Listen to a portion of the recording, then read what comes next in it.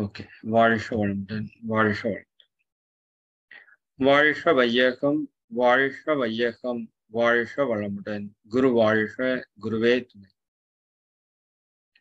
அருட்பேராற்றல், அருட்பேராற்றல் இரவும் பகலும் எல்லா நேரங்களிலும் எல்லா இடங்களிலும் எல்லா தொழில்களிலும் உறுதுணையாகவும் பாதுகாப்பாகவும் வழி நடத்துவதாகவும் அமையுமாக. ஆசான் அருட்தந்தை வேதாத்திரி மகரிஷி அவர்களே நம்மோடு சுக்குமமாக நிறைந்திருந்து இன்றைய தெய்வீக நிகழ்வுகள் அனைத்தையும் மிகச் சிறப்பாக நிகழ்த்தி கொடுப்பாராக. எல்லாம் வல்ல அருட்பேராற்றலையும் அதன் அனைத்து தன்மாற்ற நிலைகளையும் நன்றியுணர்வோடு வணங்கியும் வாழ்த்தியும் இந்த நிகழ்வை துவங்குவோம். வாழ்க வளமுடன். வாழ்க வளமுடன். வாழ்க வளமுடன். நண்பர்கள் அனைவருக்கும் இனிய வணக்கம், வாழ்த்துக்கள், மகிழ்ச்சி. இன்றைய தினம் எப்பவுமே செவ்வாய்க்கிழமை நம்ம பேசுவோம். ஆனா இந்த முறை செவ்வாய்க்கிழமை மகரிஷி அவர்களுடைய சூக்கும பயணம், அதற்கான சிந்தனையும் அன்பர்களுடைய அனுபவ உரை இருந்ததுனால நம்ம அதை கொஞ்சம் சேஞ்ச் பண்ணியிருந்தோம். ஓகே, மிக்க மகிழ்ச்சி. இன்னைக்கு புனிதமான வெள்ளிக்கிழமை இல்லைங்களா? வெள்ளிக்கிழமை சாந்தி யோகம் நிறைவாக செய்து ஒரு அமைதியான சூழல் இருக்கும். இன்னைக்கு நம்ம சிந்தனைக்கு எடுத்துக்கொண்ட ஒரு தலைப்பு, அதாவது இறை சக்தி. அந்த இறை சக்தி நம்மை ஆட்கொள்வதற்கு தான் நாம கடுமையாக பல வேலைகளை தொடர்ந்து செய்து கொண்டிருக்கிறோம் அப்படின்னு சொன்னா அது மிகையாகாது இல்லைங்களா? ஒரே நான் நேற்றுக்கு முன்தினம் நேற்று நினைக்கிறேன், நேற்று இறை ஆசிரியர் பயிற்சியில் கூட அதை பத்தி கொஞ்சம் டச் பண்ணி பேசணும். இப்போ இது இன்னும் நிறைய மக்களுக்கு போகணுங்கிறதுனால நம்ம இந்த இடத்துல இந்த உரையை மீண்டும் ஒரு முறை ஞாபகப்படுத்தி அதுல இருந்து இன்னும் சில விஷயங்களை உங்களுக்கு சேர்த்து சொல்றதுக்கான ஒரு முயற்சி எடுக்கிறோம். இறையர்களும் குருவர்களும் சிறப்பாக கூட்டுவிக்கும் நம்புறோம். ஓகே, அப்போ நம்ம வாழ்க்கையுடைய நோக்கம் என்னன்னா அந்த இறைவனை அடைவது. ஏன்னா இப்போ மக்களுக்கு இந்த இடத்துல ஒரு பெரிய கிளாரிட்டி கொடுக்கணும். அதாவது இப்ப நான் இறை சக்தி அப்படின்னு நம்ம பேசுறோம். இறை சக்தியே உங்களை அடையணும் அப்படின்னா இந்த ஒன்றை செய்யுங்க அப்படின்னு சொல்லி டாபிக் போட்டிருந்தோம். ஆனா மக்களுக்கு அந்த இறை சக்தியை விட பிரபஞ்ச சக்தி மேலதான் ஒரு பெரிய ஈர்ப்பு இருக்குது போல பொதுவா. சரிதானுங்களா? ஏன்னா இப்ப எல்லாமே அந்த பிரபஞ்ச சக்தின்னு பேசி பேசி இப்ப அந்த பிரபஞ்ச சக்தி ஏதோ ஒரு பெரிய விஷயமாக நமக்கு தெரியறதுக்கு ஆரம்பிச்சிருக்கு. உண்மைதானே இல்லைங்களா? பிரபஞ்ச ஈர்ப்பு விதி, லா ஆஃப் அட்ராக்ஷன் இல்லையா? பிரபஞ்ச ஆற்றலை நாம் பெறுறது அப்படின்னா நல்லா புரிஞ்சுக்கோங்க. பிரபஞ்சம்ங்கிறது சக்தி களம், இறைங்கிறது சிவக்களம். சரிதானுங்களா? சிவக்களத்துல இருந்துதான் சக்தி களத்துக்கே எனர்ஜி சப்ளை ஆகுது. சரிதானுங்களா? இந்த வெளிநாட்டுக்காரவங்களுக்கு இறை சக்தி பத்தி தெரியாது, அதிகமா தெரியாது. அப்ப அவங்க என்ன எடுக்கிறாங்க, ஏதோ ஒரு எனர்ஜி அப்படின்னு எடுக்கிறப்ப அவங்க பிரபஞ்ச சக்தி, யூனிவர்சல் மேக்னட்டிசம் அப்படிங்கிற பேர்ல அவங்க பிரபஞ்ச ஈர்ப்பு விதிகள் அப்படிங்கிற பேர்ல அவங்க போறாங்க. இப்போ நாம தான் எதுவுமே வெளிநாட்டுக்காரங்க சொன்னாதானே பெருசா நம்புவோம். அந்த மாதிரி இப்போ அந்த பிரபஞ்ச சக்திக்கும் மிஞ்சிய ஒரு சக்தி தான், அல்லது பிரபஞ்ச சக்தியே உருவாக்கக்கூடிய ஒரு சக்தி, பிரபஞ்ச சக்தியையே ஒரு தூசு போல தன்னிடத்தில் வைத்திருக்கிற ஒரு சக்தி தான் இறை சக்தி. சரிதானுங்களா? பிரபஞ்ச சக்தி நம்ம கிட்ட வரணும்னா அதுக்கு இறை சக்தியோட பர்மிஷன் நம்ம கிட்ட இருக்கணும், இல்லாட்டி பிரபஞ்ச சக்தி வராது. சரி, ஆனா இப்ப பேசுறப்ப நம்ம நிறைய பிரபஞ்சம்னு பேசுறப்ப அது பிரம்மாண்டமானது, பேராற்றல் கொண்டது, பல கோடி அண்டங்கள் நட்சத்திரங்கள் இருக்கிறது. அப்ப அதனுடைய சக்தி நம்ம ஈர்த்து கொள்ளும் போது நமக்கு எல்லா செல்வங்களும் வளங்களும் நம்ம கிட்ட சேரும் அப்படின்னு சொல்லுவாங்க இல்லையா? அந்த கான்செப்ட்ல இப்ப எல்லாருமே பிரபஞ்சத்துக்கு முக்கியத்துவம் கொடுத்துட்டு இறைய விட்டுட்டுமோ அப்படின்னு ஒரு டவுட் கூட எனக்கு தோணுது. சரிதாங்களா? அந்த விதத்துல நல்லா புரிஞ்சுக்கோங்க. நான் அடிக்கடி ஒரு கதை சொல்லியிருப்பேன், உங்களுக்கு ஞாபகம் இருக்கும், சிலருக்கு ஞாபகம் இருக்கும். அதாவது ஒரு மன்னர் ஆட்சி பொறுப்பேற்கிறார். புதிதாக ஒரு மன்னர் ஆட்சி பொறுப்பேற்கிறார். இளவரசர் மன்னராக ஆட்சி பொறுப்பேற்கிறார். பொறுப்பேற்கிறப்ப அவர் ஊர் மக்களுக்கெல்லாம் ஏதாவது நல்லா செய்யணும்ல அப்படிங்கிற விதத்துல என்ன பண்றாரு, அந்த ஊர் மக்களுக்கு உங்களுக்கு என்னென்னவெல்லாம் வேணுமோ கேளுங்க அப்படின்னு ஒரு ஆப்ஷன் கொடுத்து எல்லாத்துக்கும் gift கொடுக்குறாருன்னு வச்சுக்கோங்களேன். gift கொடுக்குறாரு. அப்போ ஒவ்வொரு மக்களும் வந்து தனக்கு என்னென்ன வேணும் அப்படின்னு சொல்லி வாங்குறாங்க. சரிங்களா? ஒரு பொண்ணு மட்டும் வந்து என்ன வேணுமா உனக்கு அப்படின்னு கேட்கிறப்போ, நான் உங்களை கல்யாணம் பண்ணிக்கணும் அப்படின்னு சொல்லிடுச்சு. சரி, ஏன்னா மன்னரு ஃபர்ஸ்ட் டைம் யாரு கேட்டாலும் கொடுக்கணும்னு வாக்கு கொடுத்துருக்கிறாரு. அப்போ அவர் என்ன பண்ணிட்டாரு, சரி கல்யாணம் பண்ணிக்கலாம்னு சொல்லி ஒத்துக்கிட்டாரு. அப்போ வந்தவங்க எல்லாம் கேட்டாங்க, எனக்கு இது கொடுங்க, ஒரு வீடு கொடுங்க, ஒரு ஒரு தேர் கொடுங்க, எனக்கு ஒரு தங்கம் இவ்வளவு கொடுங்க, எனக்கு இந்த மாதிரி ஒரு தொழில் கொடுங்க, இப்படி அது கொடுங்க இது கொடுங்கன்னு கேட்டாங்க. அப்போ கடைசியா அந்த பொண்ணு மட்டும் நான் உங்களை கல்யாணம் பண்ணிக்கிறேன்னு கேட்டுருச்சு. சரிதானுங்களா? இதுல நீங்க ஆழ்ந்து சிந்திச்சீங்கன்னா நல்லா தெரியும். இப்ப அந்த பொண்ணு கேட்டது என்ன, இவர் போய் கல்யாணம் பண்ணிக்கணும்னு கேட்டிருக்கு. அப்போ அந்த பொண்ணுக்கு எதெல்லாம் சொந்தங்க? அந்த நாடே சொந்தம். சரிதானுங்களா? அந்த நாடே சொந்தம். எனக்கு இதை கொடு இறைவா, அதை கொடு இறைவா, எனக்கு இதை செஞ்சு கொடு, அதை செஞ்சு கொடு, இதை மாத்து அதை மாத்துன்னு கேட்கறதுக்கு பதிலா சரியா இறைவனைவே கேட்டோம்னு வச்சுக்கோங்க, அவனுக்கு தானே எல்லாமே. ராஜாக்கு அந்த நாட்டுல எல்லாத்துக்கும் உரிமை இருக்கு. அந்த பொண்ணு இப்ப ராணி, அந்த பொண்ணுக்கு என்னவெல்லாம் சொந்தம், ராஜாக்கு என்னவெல்லாம் சொந்தமோ அத்தனையும் சொந்தம், நாடே சொந்தம். அந்த மாதிரி அது இதுன்னு கேட்காதீங்க, இறைவனைவே கேளுங்கன்னு ஒரு கான்செப்ட் இருக்கு. சரிதானுங்களா? புரியுதா இல்லைங்களா? அப்ப நாம எதை கேட்கணும்னா அதை கேட்கணும். அப்போ இறை சக்தியை நாம பெறணும் இல்லைங்களா? அதற்கு தான் இந்த வாழ்க்கை. இறை உணர்வை பெறணும், இறை சக்தியை பெறணும், அந்த இறை தன்மையை நாம் அடையணுங்கிறது தான் இந்த வாழ்க்கையோட நோக்கம். சரி, அதுக்கு தடையா இருக்கிறது நம்மளுடைய கர்ம வினைகள். இதை பத்தியெல்லாம் உங்களுக்கு நிறைய தெரியும். அப்ப நம்மளுடைய வினைப்பதிவுகளை போக்கி அந்த இறை உணர்வை பெறுவதற்கு தான் இந்த வாழ்க்கையை எடுத்து வந்திருக்கிறோம். அதுக்கான ஒரு வாழ்க்கை ஓட்டத்துல சென்று கொண்டிருக்கும். நீங்க சும்மா விட்டாலே அது கர்மா கழியும். நல்லா புரிஞ்சுக்கோங்க, சும்மா விட்டாலே கர்மா கழியும். நீங்க எந்த ப்ராசஸும் பண்ண வேண்டாம், கர்மா கழியும். அது என்ன கழியும், எப்படி கழியும்னா கொஞ்சம் அடிபட்டு கழியும், கொஞ்சம் அடிபட்டு கழியும்.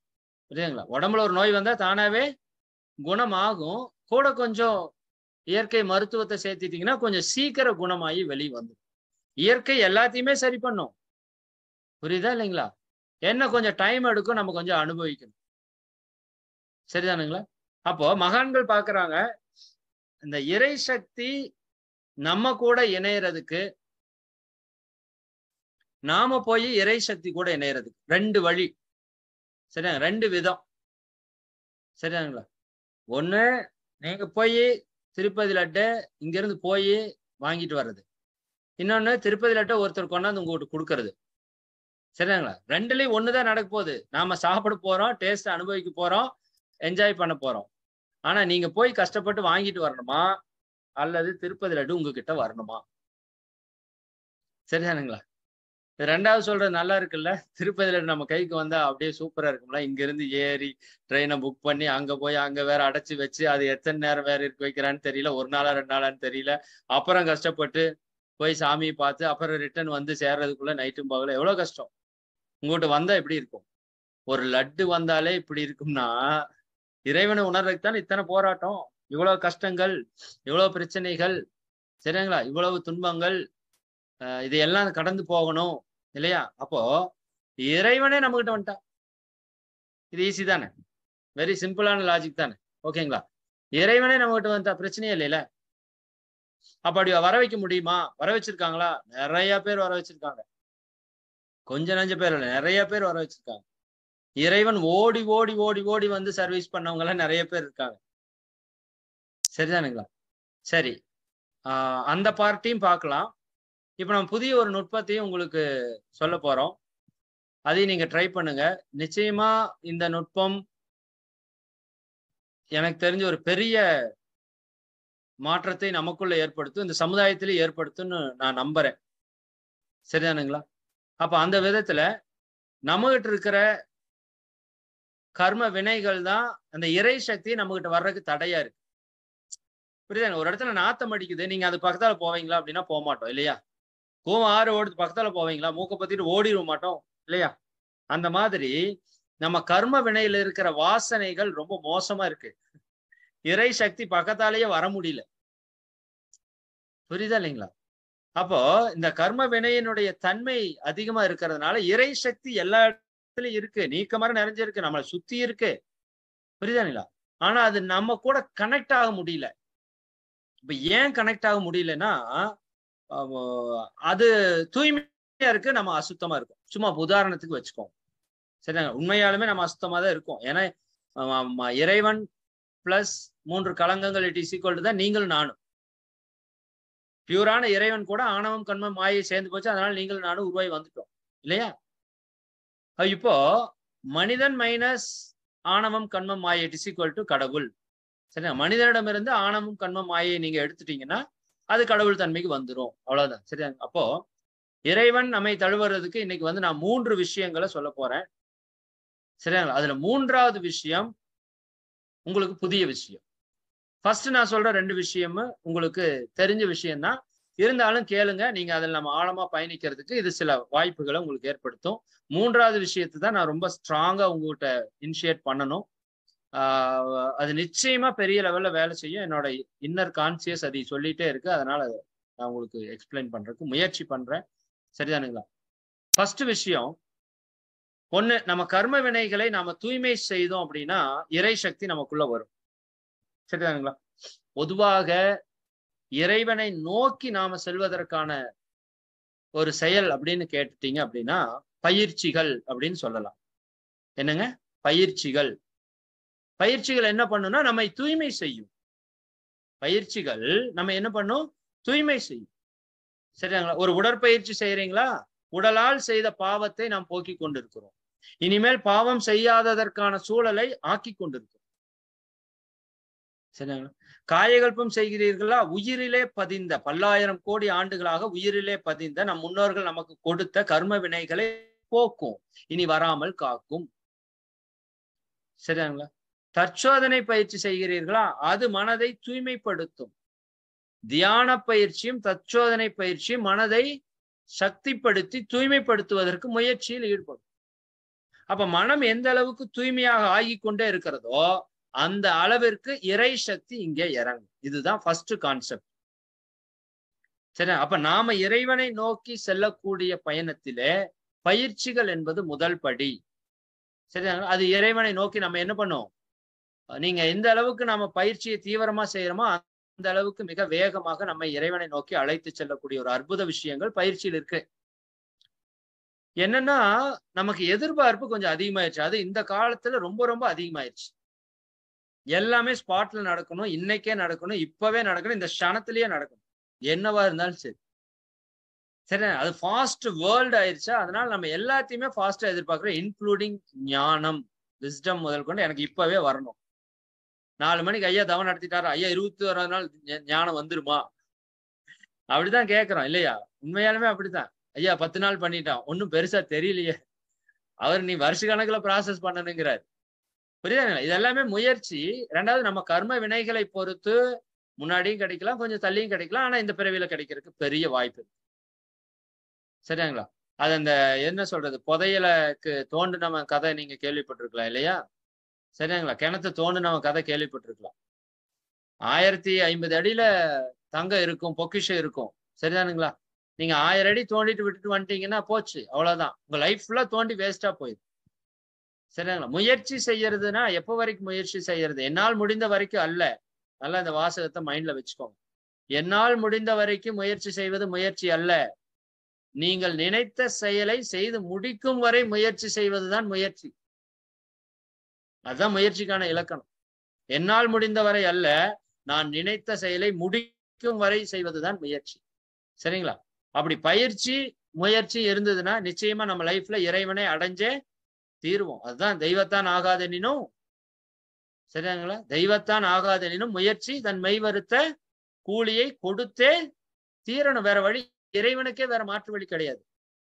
சரியா? இன்னைக்கு உடற்பயிற்சி செஞ்சீங்கன்னா உங்க உடல்ல இருக்கிற அணுக்கள் இன்னைக்கு சீராயே ஆகணும். கடவுளா வந்தாலும் இதைய தடுக்க முடியாது. செய்யாம சுத்தனம்னா அதுக்கானது அனுபவிச்சுதான் ஆகணும். அதுலயும் மாற்று வழி இல்லை. அப்ப பயிற்சிகளை நம்ம முறையாக செய்யறது முதல் வழி. ஜீவகாந்த பெருக்க பயிற்சி நம்முடைய காந்த உடலிலே பிரணவ சரீரம். நிறைய பேர் சொல்லிட்டே இருக்காங்க பிரணவ சரீரம் பிரணவ சரீரம்னு. ஐயா பாதி தான் ஃபுல்லா போக்கஸ் பண்ணிட்டு இருக்காங்க. டோட்டல் நம்மளோட ஆன்மீக வெற்றிக்கு அடிப்படை பிரணவ சரீரம். பிரணவ சரீரத்துக்கு இன்னொரு பேர் என்னன்னு பாத்தீங்கன்னா காரண உடல்னு பேரு. என்னங்க? காரண உடல். சரிங்களா? கேஷுவல் பாடி. அதுதான் எல்லாவற்றுக்கும் காரணமாக இருக்கிறது, எல்லா செயல்களுக்கும் காரணமா இருக்கிறது, எல்லா வினைகளையும் தன்னகத்தே பதிய வைத்துக் கொண்டிருக்கிறது, எல்லா வினைகளையும் தன்னிடமிருந்து வெளிப்படுத்துகிறது, எல்லாவற்றுக்கும் காரணமாக இருக்கிறது அந்த காரண உடல்.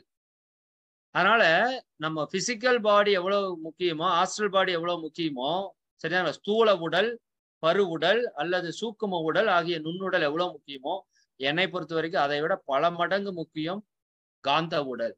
அதனாலதான் இந்த மெடிக்கல் டெக்னிக்ஸ்லயும் ரொம்ப ஹை எனர்ஜெட்டிக் டெக்னிக்ங்கிறது ஹீலிங். இல்ல நீங்க மருந்து ப்ராசஸ் பண்றீங்கன்னா அதுலயே வெரி ஹை எனர்ஜெட்டிக் டெக்னிக் வந்து ஹோமியோபதி. ஹோமியோபதி எங்க போய் வேலை செய்யும்னா உங்களோட காந்தத்துல போய் வேலை செய்யும். அதுதான் அது அவ்வளவு பவர்ஃபுல்லா வேலை செய்யும். சரிதானுங்களா? மற்ற மருத்துவங்கள் உடல்ல வேலை செய்யும், உயிர்ல வேலை செய்யும். ஆனா ஹோமியோபதி டைரக்டா நம்மளோட பயோ மேக்னட்டிசத்துல வேலை செய்யும். ஹீலிங் எல்லாம் டைரக்டா நம்மளோட பயோ மேக்னட்டிசத்துல வேலை செய்யும், ஜீவகாந்தத்துல வேலை செய்யும். அப்ப நம்மளுடைய ஜீவகாந்த பெருக்க பயிற்சி ஒரு மிக மிக அற்புதமான பயிற்சி. எனக்கு ஐயாவோட தவம் நடத்துறப்போ ஒருத்தர் கூட கேட்டாரு, ஐயா எனக்கு ஐயா சொல்றது ஏதோ எனக்கு செட் ஆகாத மாதிரி இருக்கே அப்படின்னு. நான் திருப்பி உடனே அவர்கிட்ட என்ன கேள்வி கேட்டேன்னா, நீங்க ஜீவகாந்த பெருக்க பயிற்சி எவ்வளவு நாளா பண்றீங்கன்னு கேட்டேன். அவர் பண்றதே இல்லைன்ட்டு. 4 மணி தவம் பண்றாராமா, ஆனா ஜீவகாந்த பெருக்க பயிற்சி பண்றதே இல்லையா. அப்ப எனக்கு அதுதான் தோணுச்சு, ஏன் உங்களுக்கு அது சக்சஸ் ஆகலைன்னா என் அறிவு கேட்டு நான் சொல்றேங்கய்யா, உங்களோட ஜீவகாந்த சக்தியை நீங்க இன்னும் கொஞ்சம் பொட்டன்ஷியல் பண்ணிக்கோங்க. என் அறிவுக்கு இப்ப உங்களுக்கு சொல்லணும்னு தோன்றதை நான் உங்களுக்கு சொல்றேன். சரி, உடற்பயிற்சி, காயகல்பம் இதெல்லாம் நான் பண்றேன் அப்படின்னாரு. தியானம் குறைவா பண்றேன்னாரு. சரிங்களா? அப்போ ஜீவகாந்த பெருக்க பயிற்சி நீங்க பண்றப்ப என்ன நடக்குது? ஆட்டோமேட்டிக்கா நம்ம உடம்புல இருந்து கழிவு கலந்த ஜீவகாந்தத்தை வெளியே தள்ளுறோம். சரிங்களா? ஒரு விளக்க பாக்குறீங்க, ஒரு கண்ணாடி பாக்குறீங்கன்னா டோட்டல் நம்மளோட ஆஸ்ட்ரல் வந்து வெளியே வந்து என்ன ஆகுது? ப்ரொஜெக்ஷன் ஆகிறதுக்கு ஆரம்பிக்குது. ஓகேங்களா? அது விளக்குல கொஞ்ச நாள் ஏன் பண்ண சொன்னாங்கன்னா, விளக்கு என்ன பண்ணும்? விளக்குனோட சக்தி என்ன? நெருப்பினுடைய சக்தி என்ன? அழிக்கிறது தானே. அப்ப நம்ம கிட்ட இருக்கிற அந்த கெட்ட கர்மாவெல்லாம் அழிச்சு தூய்மைப்படுத்துறது நெருப்பினுடைய வேலை. அப்ப அந்த கர்ம வினையை கழித்து பிரபஞ்ச சக்தியை, தூய சக்தியை ஏற்றுவதற்கான பயிற்சி. சரிங்களா? அதுக்கப்புறம் 10 நாளுக்கு அப்புறம் நீங்க தீப பயிற்சி இப்ப தொடர்ந்து பண்றீங்க, நீங்க நம்ம ஜூம்ல பண்ணிட்டு அது கூட நீங்க அந்த பிரபஞ்ச இணைப்பு தவத்தை பண்ணி பார்த்துட்டு சொல்லுங்கன்னு சொன்னா இன்னைக்கு வரைக்கும் அவர் போன் பண்ணல. பாப்பா என்ன சொல்றாருன்னு பாப்போம். அப்போ நாம் செய்யக்கூடிய உடற்பயிற்சி, காயகல்பம், தியானம், தற்சோதனை, ஜீவகாந்த பெருக்க பயிற்சி 5ம் நம்மை தூய்மைப்படுத்தி கொண்டே இருக்கும். தூய்மை எந்த அளவுக்கு ஆகுதோ அந்த அளவுக்கு இறை சக்தி நம்ம கிட்ட வந்துட்டே இருக்கு. இது வந்து ஃபர்ஸ்ட் பாயிண்ட், நல்லா மனசுல வச்சுக்கோங்க. ஃபர்ஸ்ட் பாயிண்ட், பயிற்சி நம்மை இறைவனை நோக்கி அழைத்து செல்லும். இன்னும் ஒரு சட்டன் ஸ்டேஜ்ல பயிற்சியில உச்சநிலை நம்ம எட்டிட்டோம், டோட்டல் நம்ம கிட்ட எம்டினஸ் வந்துருச்சு அப்படின்னா பிரபஞ்ச சக்தி இல்ல, இறை சக்தி நம்மை ஆட்கொள்ளும். ஆனா அதுக்கு நம்ம கொஞ்சம் கடினமாக வேலை செய்ய வேண்டும். கொஞ்சம் கடினமா வேலை செய்யணும் பயிற்சி. ஏன்னா இப்ப சேலஞ்சே நமக்கு என்னங்க? பயிற்சி தானே சேலஞ்சு. இதை செஞ்சா அதை விட்டுறோம், அதை செஞ்சா இதை விட்டுறோம். புரியுதா இல்லைங்களா? டைம் எல்லாம் இல்லைன்னு சொன்னீங்கன்னா சத்தியமா யாரும் ஒத்துக்க மாட்டோம். சரிங்களா? எனக்கு ஒருத்தர் கூப்பிட்டு கேட்டாரு, சார் எனக்கு தியானம் பண்றதுக்கு நேரம் இல்லை. சரிங்களா? தியானம் பண்றதுக்கு நேரம் இல்லையா? நான் அன்னைக்கே நிறைய விஷயங்கள் உங்களுக்கு பேசியிருக்கேன். கடைசியா மகரிஷி என்ன சொல்லியிருக்காங்கன்னா, டேய் ஒரு 2 நேரம் தியானம் பண்ணுங்க, இல்லாட்டி 1 நேரமாவது தியானம் பண்ணுங்க, அல்லது அரை மணி நேரம் தியானம் பண்ணுங்க, அல்லது 20 நிமிஷம் தியானம் பண்ணுங்க, அல்லது 10 நிமிஷம் தியானம் பண்ணுங்க, அல்லது 5 நிமிஷம் தியானம் பண்ணுங்க. அதுக்கும் நேரம் இல்லையா? சரிதாங்களா? இது மகரிஷி அப்படியே சொல்லியிருக்காங்க. நீங்க டாய்லெட் போவீங்கல்ல, அப்ப டைம் இருக்குல்ல, அப்பவாவது தியானம் பண்ணுங்க. ஏன்னா தியானம் பண்றதுக்கு எனக்கு நேரம் இல்லை அப்படிங்கிறது எப்படி இருக்குன்னா, எப்படி இருக்குங்க? சமையல் கட்டுக்குள்ள, இருட்டா இருக்கிற சமையல் கட்டுக்குள்ள, சரிதானுங்களா? இல்ல என்ன சொல்றது, ஒரு முட்புதர்கள் இருக்கிற காட்டுக்குள்ள, எல்லாம் புதர்களா முள்ளா இருக்குது, பூச்சி புழுவா இருக்குது.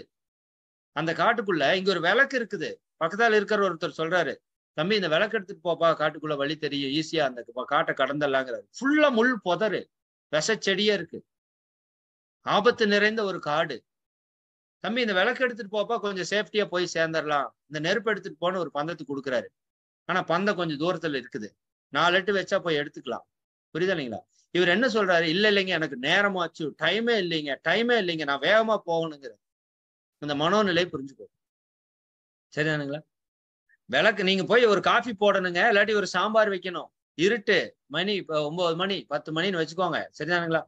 நான் என்ன சொல்றேன், லைட் போட்டுட்டு போய் பண்ணுங்கம்மான்னு சொல்றேன். ஐயோ லைட் போடுறதுக்கெல்லாம் டைம் இல்லைங்க, நான் சீக்கிரம் போய் சாம்பார் வைக்கணும்னு போனீங்கன்னா என்ன ஆகும்? அத்தனை கொலாப்ஸ் ஆகுமா ஆகாதா? சரிங்களா? இல்லைங்க எனக்கு தீப்பந்தால எடுக்கிற டைம் இல்லைங்க, நான் இம்மிடியட்டா சீக்கிரம் போயாகணும். சரி போ போ. முள்ளு குத்தும், விஷச்செடி தாக்கும், சில பூச்சி புழுக்கள் உன்னை தாக்கும், கஷ்டப்படு. சரி, மகான்கள் என்ன சொல்றாங்க? தம்பி அழகா தியானம்ங்கிற விளக்கு எடுத்துட்டு போப்பான்னு சொல்றாங்க. நாம என்ன சொல்றோம்? கஷ்டப்பட்டாலும் படுவனே தவிர தியானம் எல்லாம் நான் வரமாட்டேன். அதுக்கு இதெல்லாம் நமக்கு ஒத்து வரும். புரியுதா இல்லைங்க? பொதுவா மக்களோட மனோநிலை, எனக்கு நேரம் இல்லை. என்னத்துக்கு நேரம் இல்லை? வாட்ஸ்அப் பாக்குறதுக்கு நேரம் இல்லையா? பேஸ்புக் பாக்குறதுக்கு நேரம் இல்லையா? டிவி பாக்குறதுக்கு நேரம் இல்லையா? சீரியல் பாக்குறதுக்கு நேரம் இல்லையா? இல்ல நாயம் பேசுறதுக்கு நேரம் இல்லையா? என்ன நேரம் இல்லை நமக்கு? புரியுதானே? நம்மளே நாம ஏமாற்றி கொண்டு இருக்கிறோம். பொதுவா உங்களை சொல்லல, நீங்க எல்லாருமே தியானிகளா இருப்பீங்க நல்லா. பொதுவான மக்களை நாம இந்த இடத்துல கருத்துக்கு எடுத்துக்கிறோம். நேரம் இல்லைன்னு சொல்றவங்களுக்கு கருத்துக்கு எடுத்துக்கிறோம். அப்போ பயிற்சிகளை நம்ம எந்த அளவுக்கு ஆழமாக தீவிரமாக செய்கிறோமோ அந்த அளவுக்கு நாம் இறைவனை நோக்கி ஒவ்வொரு படியாக முன்னேறி கொண்டே இருக்கும்.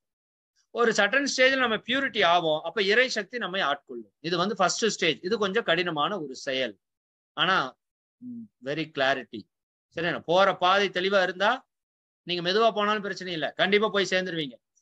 சரியாங்களா? இது ஒரு வாசகம் நல்லா மனசுல வச்சுக்கோ. எப்பவுமே நீங்க தியானம் பண்றப்ப, சரிதானுங்களா, நிச்சயமா அதை அடைஞ்சே தீர்வுங்கிற ஒரே குறிக்கோள்ல நீங்க போயிட்டே இருக்கு. அதை நோக்கிதான் போறோம். ஆனா கர்ம வினை எவ்வளவு இருக்குன்னு தெரியாது, அதனால எப்ப அடையும் தெரியாது. ரெண்டாவது விஷயத்துக்கு வரணும். ரெண்டாவது விஷயம் என்ன? இறைவனை நம்மை நோக்கி வரக்கூடிய செயல்ல இரண்டாவது ஒரு விஷயம். சரி, 2 ஸ்டெப். ஒண்ணு இறைவனை நோக்கி நாம போறது, இன்னொன்னு இறைவனை நோக்கி நம்மளை வர வைக்கிறதுக்கான 2வது ஸ்டெப். பெரிய ஸ்டெப், எல்லா மகான்களும் செஞ்ச ஒரு ஸ்டெப். என்னன்னா சர்வீஸ். சரிங்களா? துன்பம் போக்கும் தூய நெறியே அன்பாம் அறமாம் அறிவின் உயர்வாம். எது அன்பு, எது அறம், எது அறிவினுடைய உயர்வு? சரியானுங்களா? துன்பம் போக்கும் தூய நெறியே. பிறகு துன்பத்தை நம்ம எங்கெல்லாம் போக்குறதுக்கு முயற்சி பண்றோமோ அப்ப இறை சக்தி நம்மை ஆட்கொள்ளும். இது பெரிய விஷயம். இதுதான் மகான்கள் பண்ணாங்க. சரியா? மகான்கள் ஒன்றும் பண்ணல. சரிதானே? தாய்மான சாமிகள்கிட்ட போய் கேட்கிறாங்க, கடவுள் கேட்கிறாரு, உனக்கு என்னப்பா வேணும்? அன்பர் பணி செய்ய என்னை ஆளாக்கி விட்டு விட்டால். மக்களுக்கு பணி செய்யறதுக்கு என்னை விட்டுறப்பா. விவேகானந்தர் சொல்ற மாதிரி மக்கள் சேவையே மகேசன் சேவை. என்னப்பா பண்ணணும், உனக்கு என்னப்பா வேணும்னு கடவுள். அன்பர் பணி செய்ய என்னை ஆளாக்கி விட்டு விடு. மக்களுக்கு சர்வீஸ் பண்றதுக்கு என்னை ஒரு கருவியா நீ மாத்தி. மகிழ்ச்சி அதானே போட்டிருக்காரு, உலக நல தொண்டன்னு போட்டாரு. ஏப்பா மக்களுக்கு சர்வீஸ் பண்றது, நீ உன்னோட வாழ்க்கையோட நோக்கம் என்ன?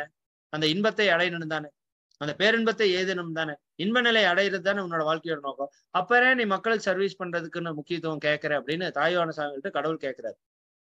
தாய்மான சாமியில் அந்த லைன்லயே திருப்பு சொல்றாரு பாருங்க, அன்பர் பணி செய்ய என்னை ஆளாக்கி விட்டு விட்டால் இன்ப நிலை தானே வந்த இதுவும் பராபரம்.